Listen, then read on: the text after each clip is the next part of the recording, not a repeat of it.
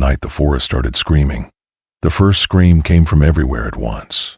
Not ahead of me, not behind me, not from any one animal hidden in the trees. It burst through the forest like the whole mountain had found a voice and decided to die screaming. One second I was sitting beside a weak campfire, staring into the coals and trying to convince myself the silence out there was normal. The next, I was on my feet with my heart punching against my ribs so hard it hurt. I remember the mug falling from my hand. I remember hearing it hit a rock. I do not remember deciding to stand. That sound made the air feel wrong. It was not a wolf howl. It was not a bear, not a deer, not a cougar, not anything I had ever heard in the wild. It sounded layered, like several throats had opened at the same time and made one impossible cry. There was pain in it, rage too. But behind both of those there was something colder. Intelligence. Then another scream answered it. Then another. Then the ground moved. At first I thought it was shock. I thought my legs were shaking and sending the motion up through my body. But the metal cup hanging off my pack started rattling. The water in the pot beside the fire trembled in tight little rings. Pine needles slid off a nearby stump. Something heavy was moving through the dark. Actually, not something. Multiple things. Branches snapped in the distance, one after another, fast and violent, as if entire trees were being shoulder-checked out of the way. I grabbed my flashlight and swung it toward the tree line, and for a second all I saw were trunks, black gaps, and the pale beam bouncing wildly because my hand would not stop shaking. Then eyes reflected back at me. Not two, not four. Too many. Low at first, spread wide between the trees, moving quickly and in coordination. My mind gave me the simplest answer it could. Big one. Too close. Then one of them stepped into the edge of the firelight and stood up. I do not mean it reared. I mean it rose. A huge shape unfolded from the darkness, taller than any man, shoulders impossibly broad, fur black with streaks of wet silver where the light hit it. Its snout lifted, teeth exposed, not in a growl toward me but toward something deeper in the forest. Its arms were too long. Its hands ended in hooked claws that flexed like fingers. And its chest was heaving like it had already been fighting. A werewolf. Even now I hate saying that word because it makes this sound like fiction, like campfire nonsense, like I am telling a story to entertain you. I am not. Before I could even process what I was seeing, another one rushed past behind it. Then three more. They moved like trained soldiers, not beasts. Silent except for their breathing and the low guttural clicks passing between them.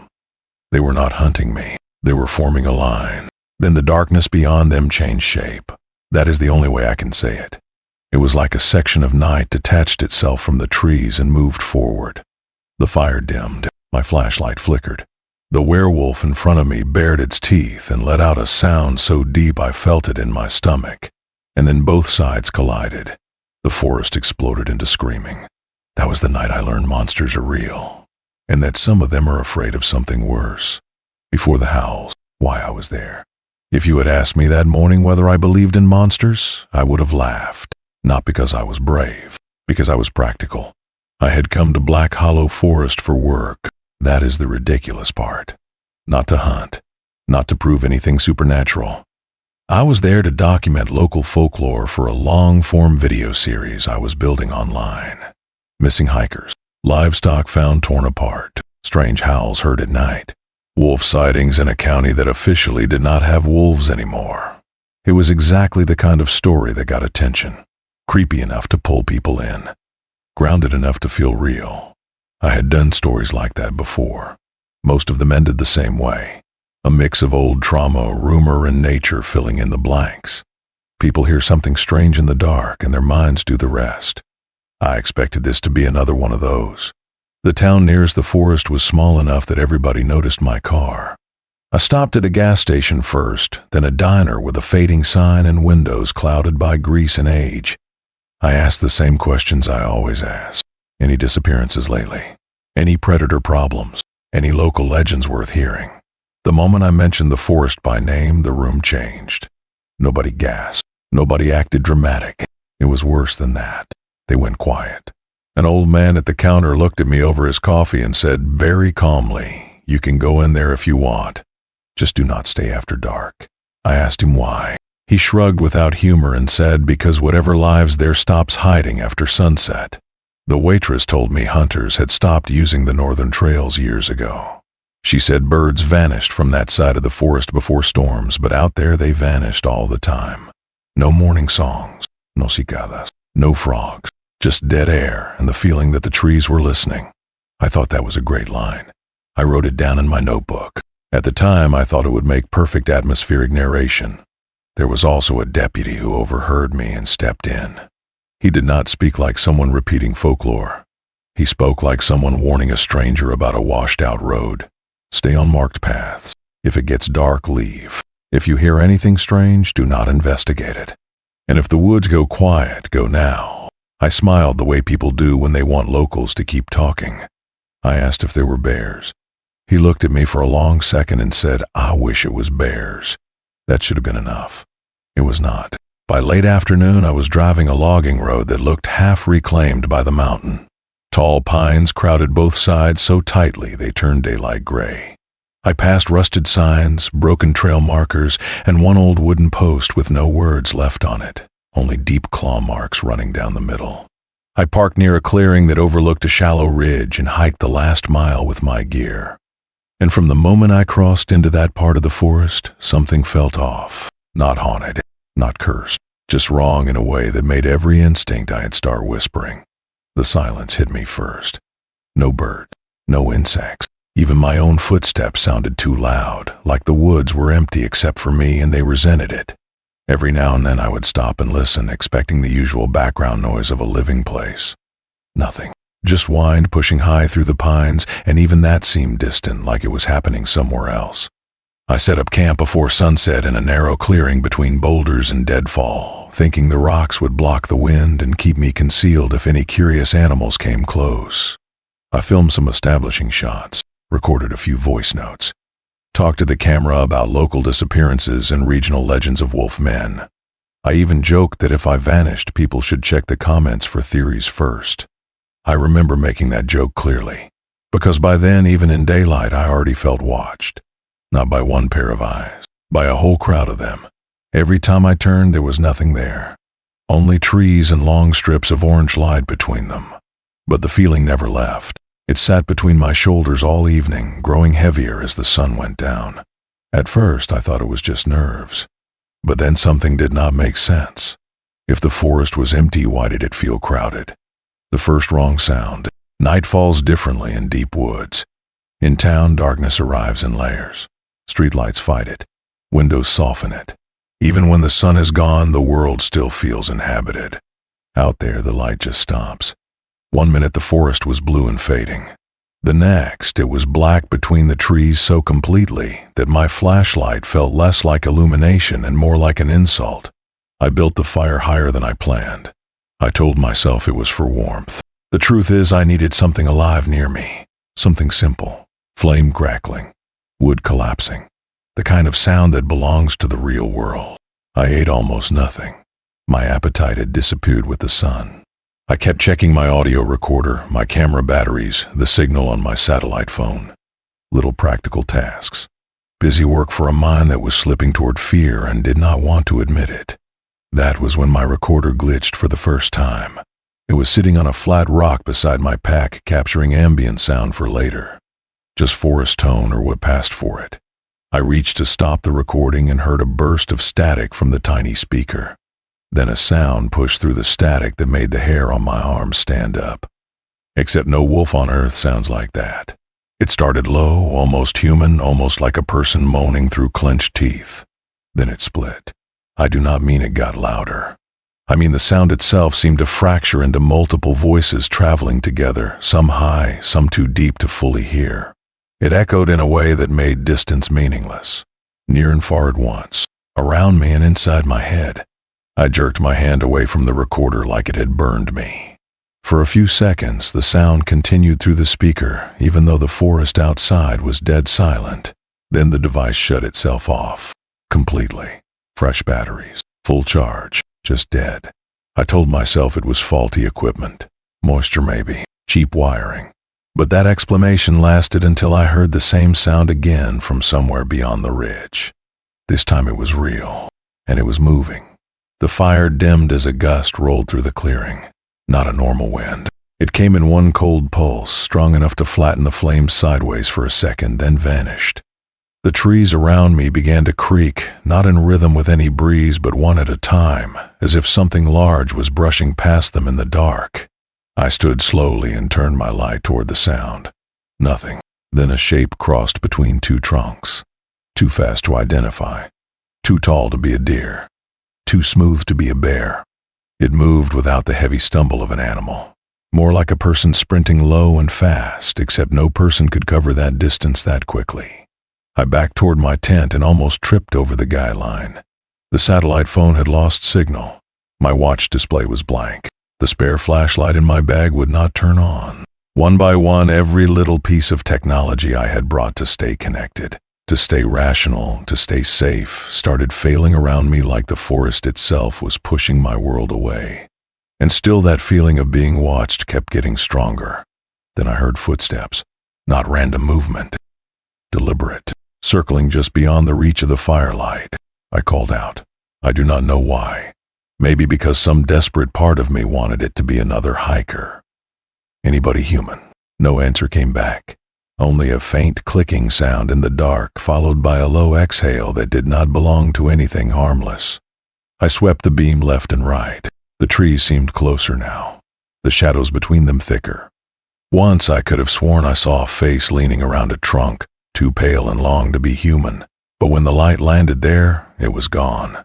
Then the wrong sound returned, closer this time, so close I felt it in my teeth. It rose from the woods in overlapping layers, a chorus of broken throats and animal fury, and with it came movement all around me. Branches shivered where there was no wind. Needles rained down. Something big landed somewhere uphill with enough force to shake the ground. That was when instinct finally cut through my denial. I was not alone. I was not observing anything. I was inside it.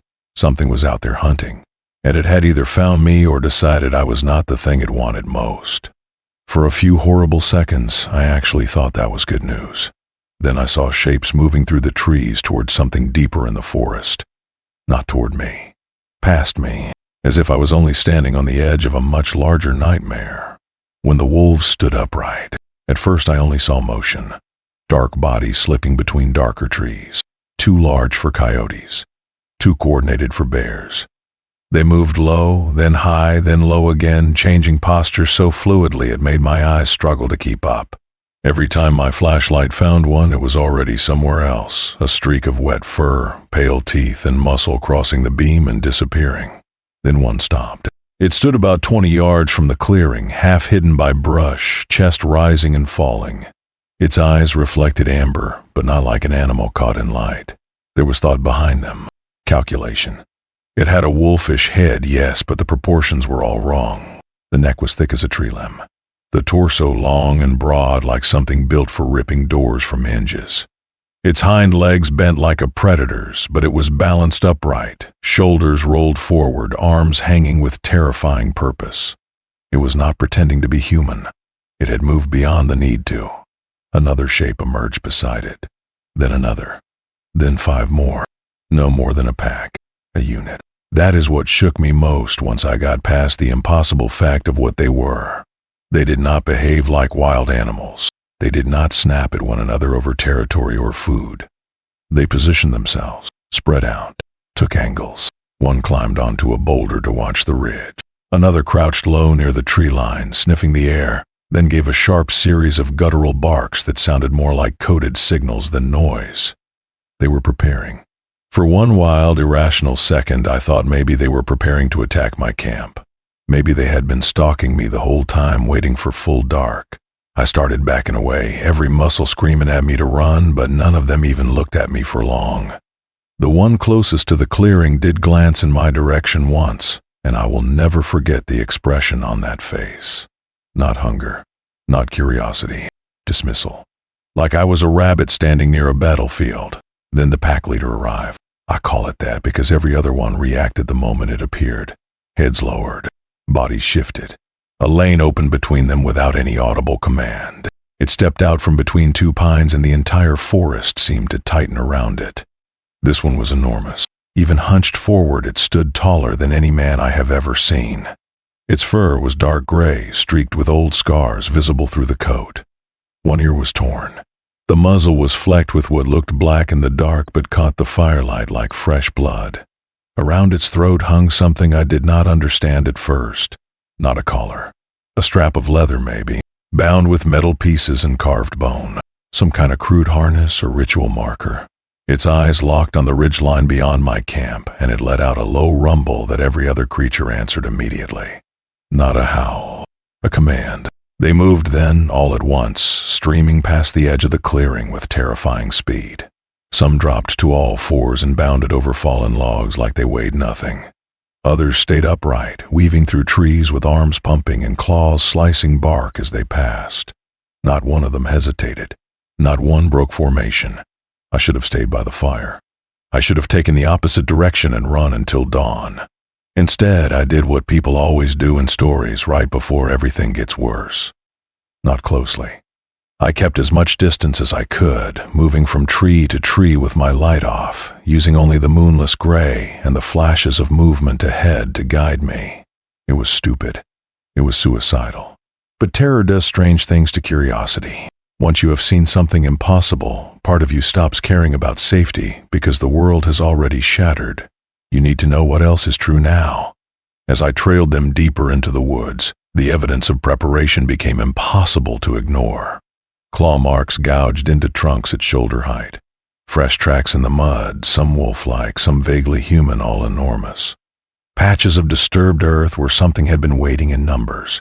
And every few minutes, one of them would stop, sniff the air, and look not for prey, but for approach. That was when it hit me. These were not hunters beginning a chase. They were defenders taking positions.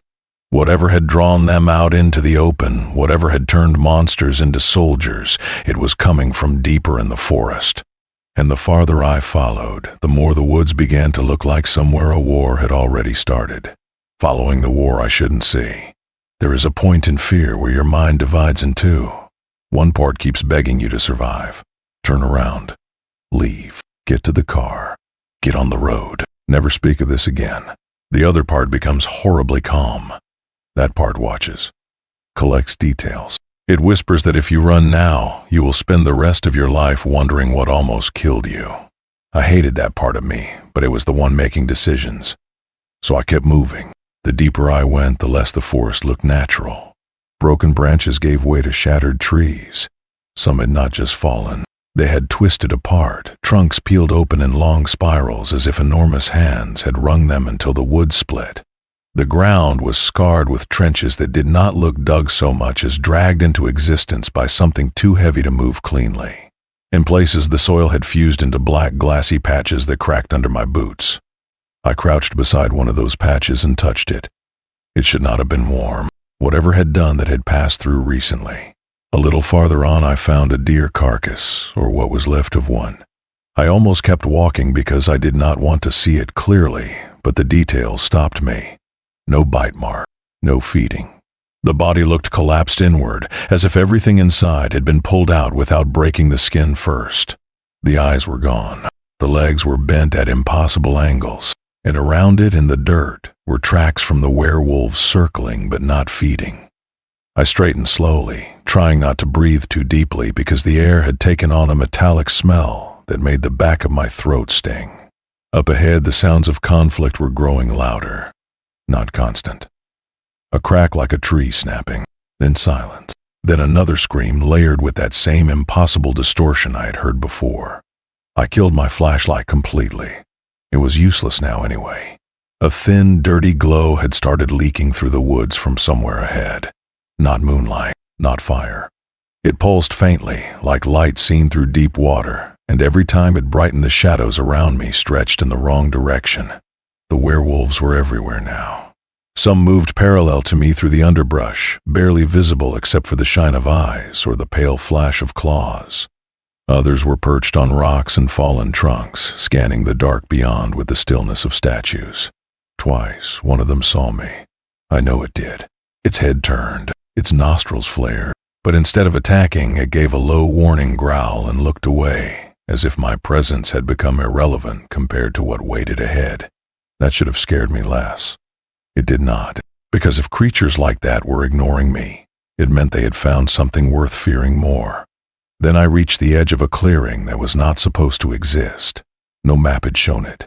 No satellite image I had reviewed before coming here suggested open ground in this part of the forest. But there it was, a wide dead space where trees had been erased. Not cut, not burned in any normal sense.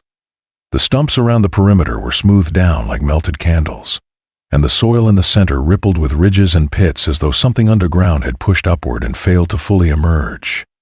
The pack had spread out around the clearing's edge, maybe 30 of them that I could see, maybe more hidden in the dark. They were not rushing in.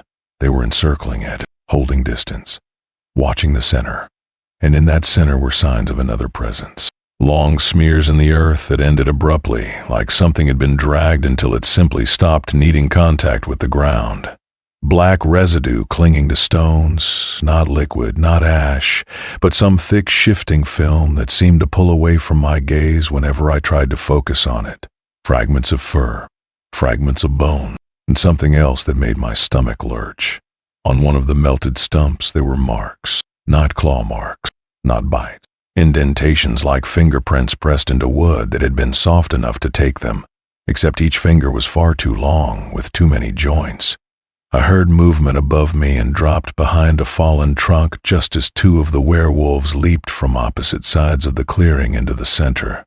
They landed hard. Nothing happened. Then the air folded. That is the only phrase I can find for it.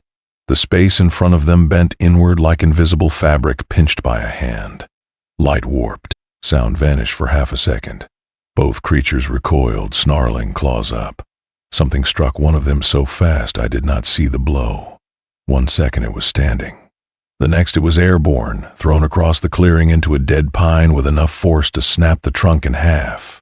The others answered with a chorus of furious howls and surged forward. That was when I understood. This was not a hunt. This was a containment line. And whatever stood inside that clearing was not an animal defending territory.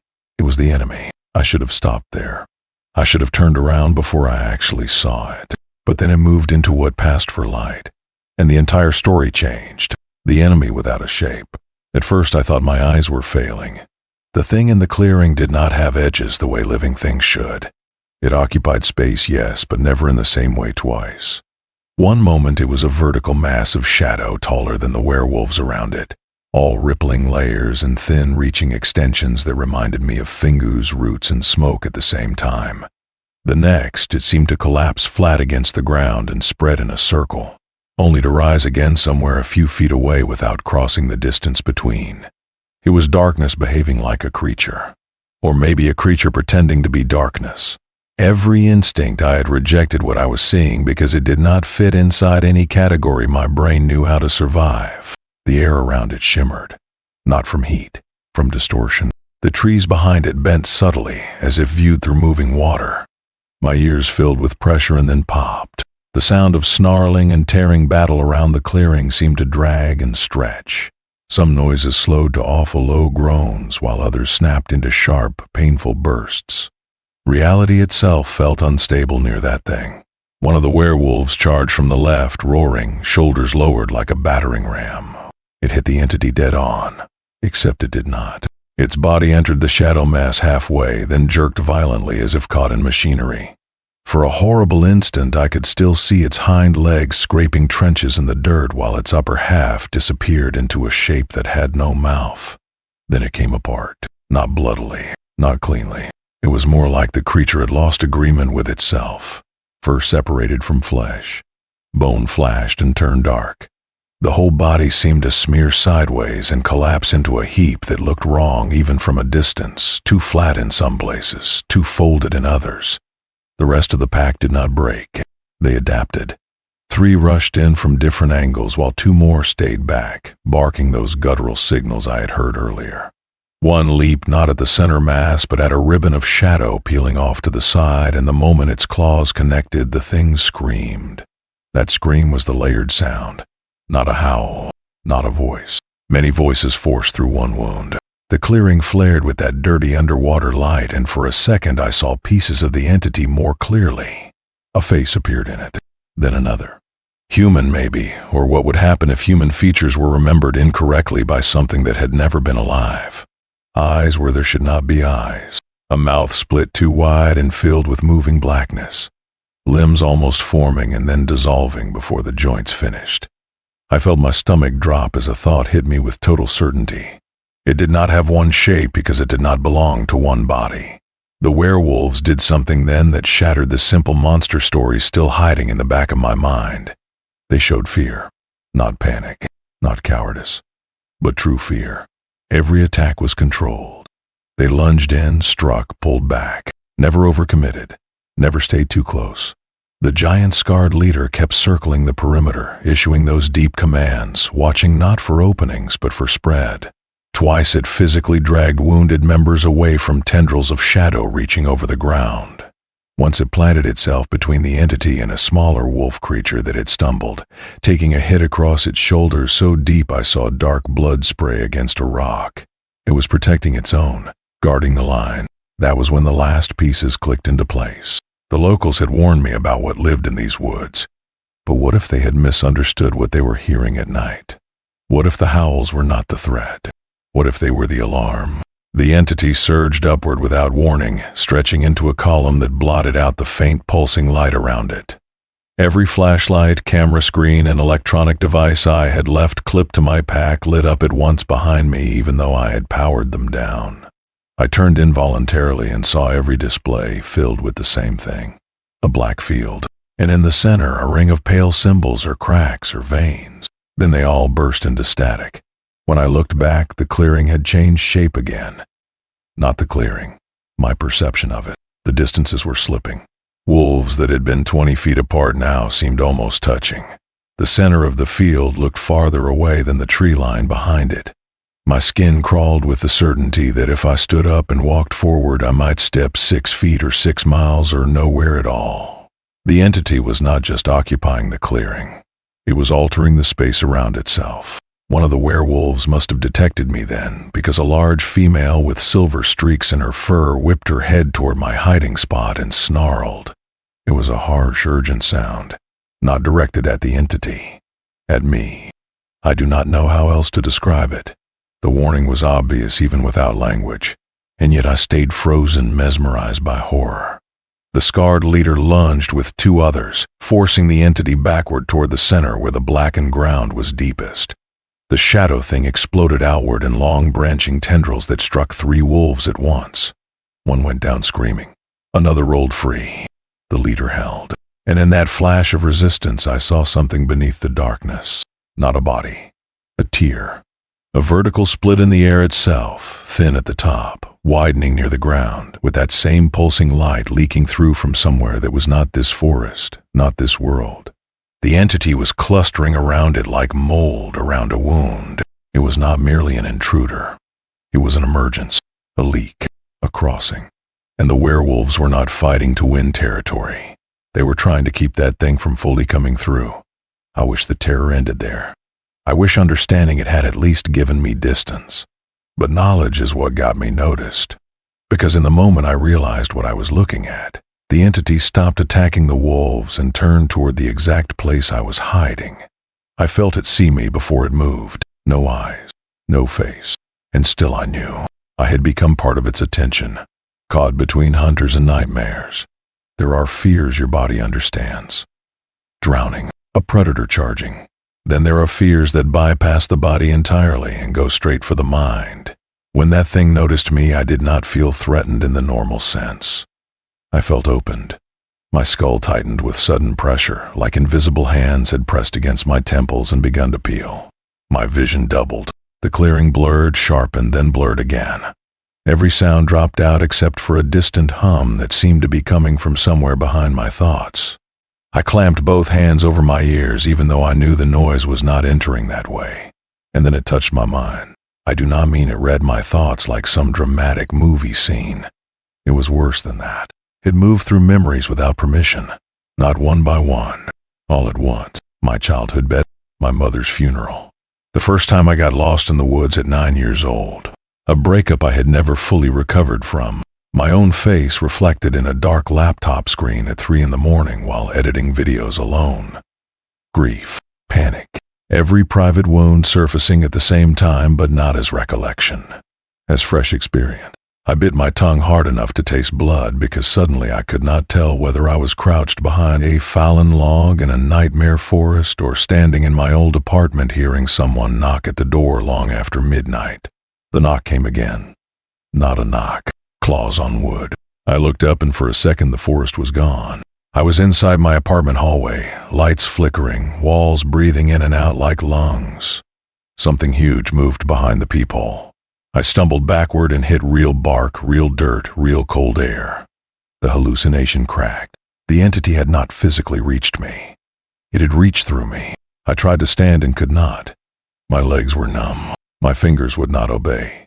Around the clearing, the werewolves erupted in new urgency. Several broke formation and rushed toward my position, not attacking but intercepting the tendrils of darkness now stretching through the trees. One slammed into a shadow extension just a few feet from where I crouched. The impact made the air ring. Another bounded past me so close I felt its fur brush my shoulder, then turned and planted itself between me and the clearing with a snarl so violent it sprayed foam into the leaves. It was defending me. Even then, some stupid part of my mind resisted that truth. Monsters do not protect strangers. They do not throw themselves between humans and worse things. But these did. Or maybe they were not protecting me out of mercy. Maybe they were protecting the boundary, and I was simply a breach point now. A witness. A mind the entity had touched. A possible opening. That possibility nearly broke me. The pressure in my skull intensified until I thought my eyes would burst. Images flashed in my head that were not mine. A tunnel of roots under black water. A sky with no stars and too many moons. A field of human shapes kneeling motionless while shadows crawled out of their mouths and ribbons. Every image carried the same message, not in words but in instinct. Let it through. A scream tore out of me before I knew I was making one. The closest werewolf spun and looked straight at me. Its eyes were not mindless. They were furious and urgent. It charged. For one insane heartbeat, I thought this was it. It had decided I was contaminated and needed to die. Then it hit me in the chest with both forearms and sent me rolling downhill just as a branch above exploded into black splinters. The thing had been aiming for my head. I tumbled through brush and rocks, smashing my shoulder, losing my flashlight, coming to rest against a stump with mud in my mouth. Above me, the woods had become chaos. Wolves leaping from trunk to trunk. Tendrils slicing through the dark. Screams from both sides, one animal and furious, the other layered and wrong like a crowd being strangled underwater. That was all my body knew now. I scrambled to my feet and bolted downslope, crashing through undergrowth without any plan except distance. Something moved alongside me in the trees, huge and fast. I risked a glance and saw the silver-streaked female from earlier pacing me at full sprint. Not attacking, hurting. Every time I drifted toward a darker section of woods, she snapped her jaws and cut me back toward clearer ground. She was driving me out. Behind us, the forest kept breaking. The scarred leader roared, and even over the chaos, that sound dominated everything. I glanced back once and saw it reared up against the pulsing tear in the air, arms spread, as if physically blocking the opening while shadows wrapped its torso and dragged at its limbs. More of the pack swarmed in around it, biting, clawing, forcing the dark inward by inches. Then the entity reached for me again, not through branches this time, through thought. I saw my own hands split open and pour black smoke. I saw the road outside the forest lined with silent people whose faces twitched like film damage. I heard my name whispered by voices that belonged to nobody I knew. And somewhere beneath all of it was a sensation so alien it made tears flood my eyes. Hunger without stomach, curiosity without empathy, recognition without mercy. I smashed headfirst into a low branch and almost blacked out. The silver-streaked werewolf shoved me with one shoulder, keeping me upright.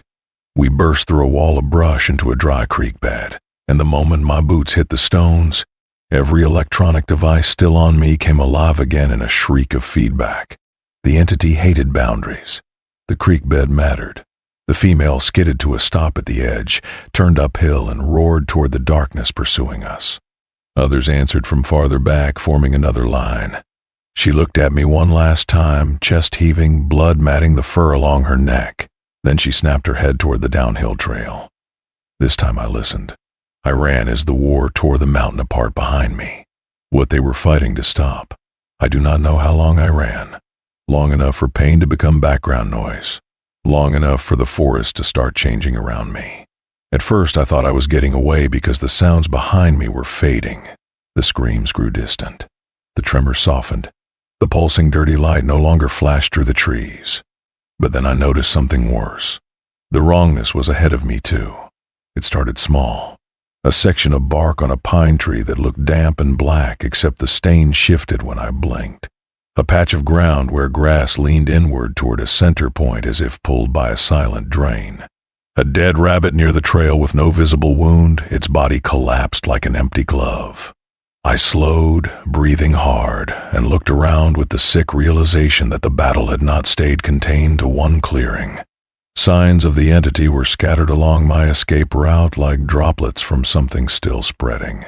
That was when I understood what the werewolves were actually fighting. Not a beast. Not even a single invading intelligence. A form of contamination. The tear in the air back there was not just a doorway. It was a wound, and whatever came through it did not remain where it landed.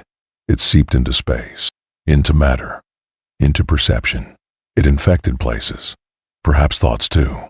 The creature I had seen in the clearing may not have been the whole thing at all. It may have been only the part dense enough for my senses to notice. The pack was not hunting it down. They were containing an outbreak.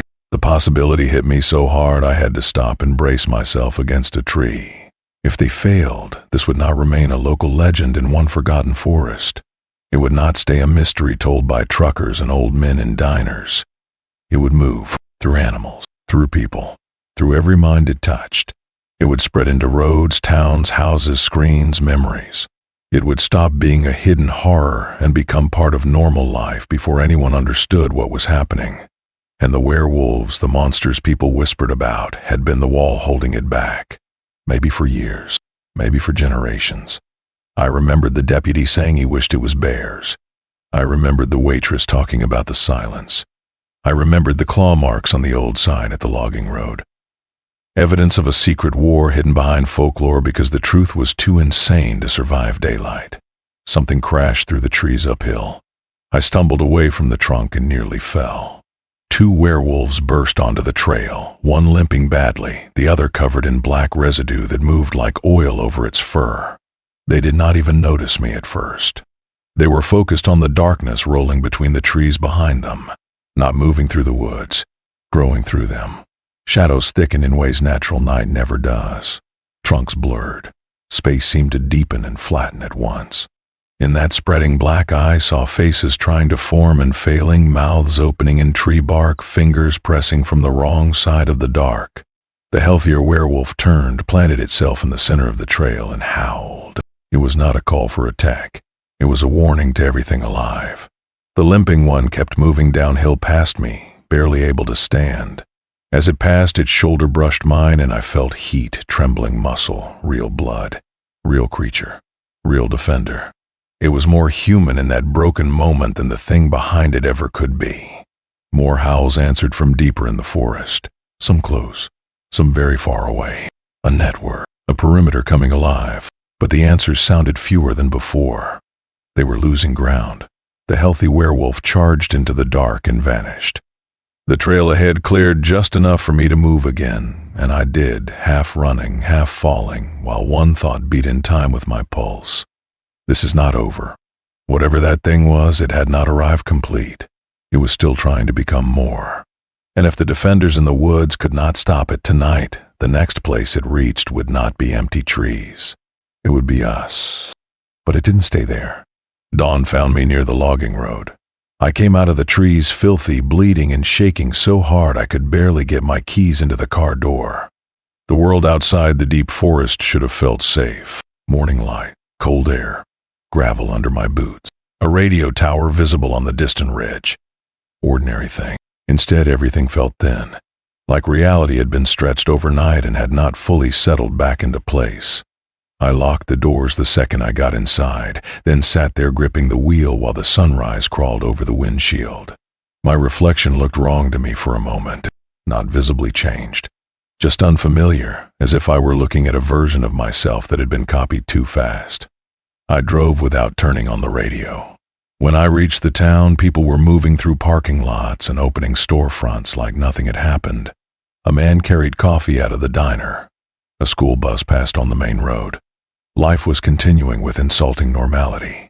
I wanted to stop somebody, grab them by the shoulders, tell them there was a war in those woods and the monsters they feared were the only reason it had not reached them yet. But what would I say? I checked into the first motel I found and spent 3 hours staring at the footage on my cameras. Most of it was useless. Files corrupted, audio shredded into static, video frames smeared with black bands and impossible distortions. In several clips, timestamps skipped backward. In one, the image froze on an empty line of trees while the sound continued, and buried under the static was that layered scream again, quieter now, almost conversational. My audio recorder had one surviving file. Just one, 37 seconds long. It begins with my breathing and distant movement in the woods. Then a deep animal growl. Then the impossible chorus rising behind it. And at the very end, just before the file cuts off, there is a sound I did not hear clearly that night because I was too terrified to understand it. Not human. Not exactly words either. But close enough that once you hear it, you cannot unhear it. It says my name. I have replayed that file hundreds of times, hoping I am wrong. I am not.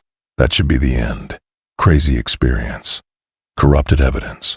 Traumatized witness. Story over. But it is not over. 3 nights after I left Black Hollow, I was lying awake in my apartment when every device in my bedroom powered on at once. All the black screens, not blank. And in the center of each one, for less than a second, appeared the same pale ring I had seen in the forest. Then came the sound. Layered. Right outside my window. I live 4 hours from those woods.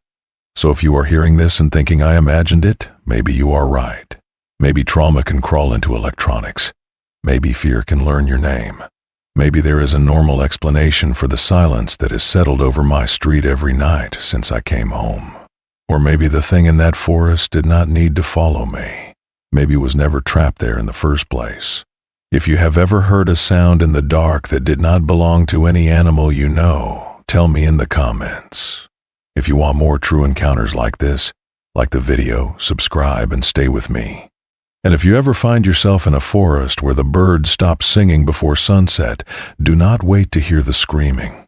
Leave before the war notices you.